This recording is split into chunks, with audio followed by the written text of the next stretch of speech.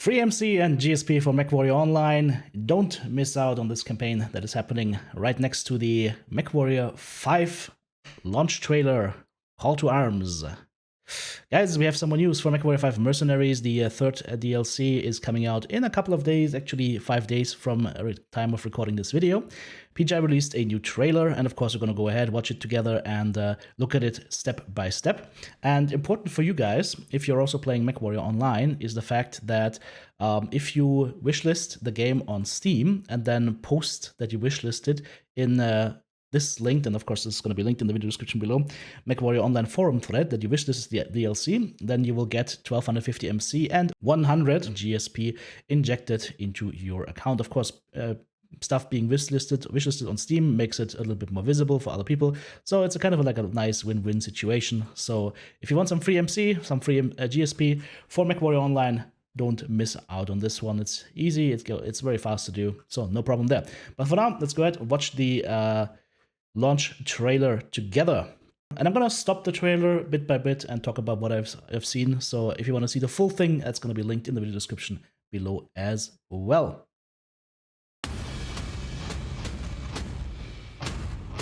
Okay, so we just saw Hatchet Man and then a Hatamoto Chi with missiles, okay.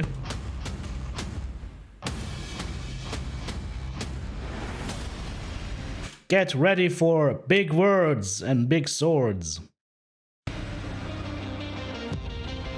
More melee.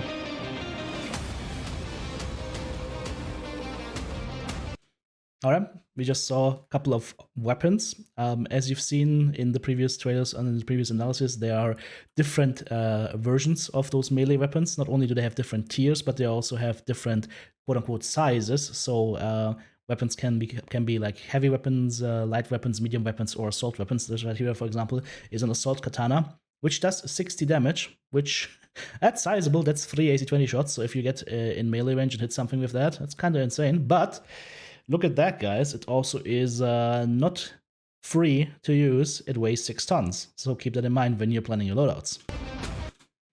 There we go. That's a mace for a medium mech, also coming in at 4 tons, damage 50, so a little bit less damage, but I would say better damage to weight ratio for this. Claws. This one is also a medium-sized weapon, has 1 meter less range, comes in at 4 tons, and 30 damage. That's interesting, so that's actually a worse ton per damage ratio. But I mean, of course, it will depend on like what kind of weapons you can get your hands on, also what kind of tiers these weapons are going to be in, right? Yep, lots of melee weapons. So we've got 9 new variants, 9 new melee weapons. Then we have a lot of melee-bearing variants. So these are going to be variants of existing mechs that we haven't seen before. For example, that Atlas 7P right here. If you look at the hard points, it's interesting. The melee slots seem to be separate from any other slots. That's good. So this one has a right torso ballistic slot. It's got a left torso missile slot. It's got 4 laser slots, CT, right arm, CT again, and a right arm again. So the left arm is exclusively reserved for the melee weapon. What I find interesting is that it has 1 out of 2 slots right now. I don't know if that's a bug or something, or whether that is actually intended and you can actually run 2 melee weapons in there, or if they're just going to be melee weapons that take out 2 slots. Interesting little tidbit, though. It also showcases, by the way, that this mech can run a melee weapon with this little axe icon right here. I don't know if you guys can see that, but it's a tiny little axe icon right here. And up here, it's also up here. Alright, moving on. There's a Victor right there. There's a Cataphract 2P. This one is running a heavy trench blade. Okay, that's a long-ass blade. 4 medium lasers and an AC-10. 5 new melee hero mechs. Alright. I mean, this would be the Yan Wang with the claws, right? Then we have a Black Knight right here with a hammer. Maybe they call it Thor. Hatamoto Chi, of course. With the katana, this is going to be a Highlander. Hopefully the Claymore looks like a Claymore now. Quick draw. 3 new biomes. So this is basically going to be your scrap planet biome. Then you've got like a Rubelite desert kind of biome. It's a little bit darker with those Rubelite crystals burning. This one I'm most excited about, actually this kind of desert biome with those wind-swept landscapes. This looks kind of nice.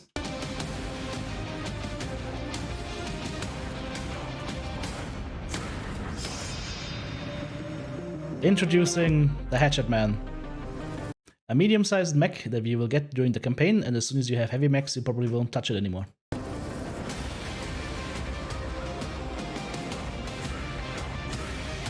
It's a cool mech, don't get me wrong. I'm just saying, you guys all know the progression system of Mechwarrior 5, and that's where I see the problem with that. You have a cool new mech, but once you have something heavier, chances are you won't feel this thing.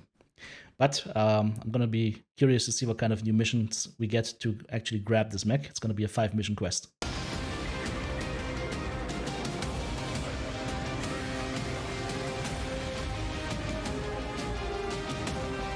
This new animated mech skin looks kind of rad, not gonna lie, this looks pretty cool. I just hope we can color it afterwards. There was a couple of free game updates. So you can now go over tonnage in your drops if you want to. Or you can switch mechs up on death. To be fair, going over tonnage has been modded for years, basically since the game came out, so it's a little bit weird that it takes so long for that to make it into the game. Switching mechs after death is a new one, and I'm really happy to see this, because that allows you to just switch back into fresher mechs if you have some AI mates that have a fresher mech and take control of that, and if your mech then happens to die while in the AI control, nothing bad's gonna happen, so you can still finish the mission. That's nice.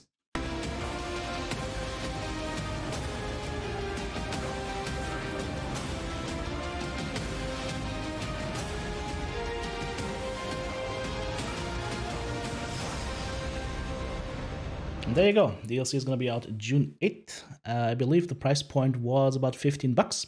I did a complete analysis on the whole package that you're getting in an earlier video, so make sure to check it out if you want to get an idea of whether you should buy it or not. It's going to have some nice new things to play with. My big worry is just that the melee might not be as impactful or as good, especially in the harder missions, as you think it is.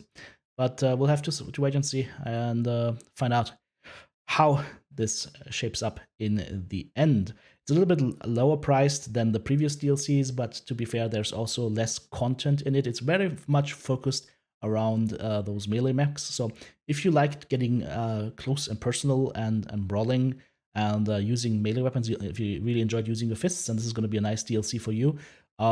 If you enjoyed the story missions of the previous 2 DLCs a lot, there will be less, only 5, right, to get that Hatchet Man. So maybe hold off on the buy there and see what people's feedback is once the DLC comes out.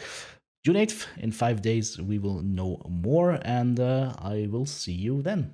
Hope this video was helpful to you. Take care.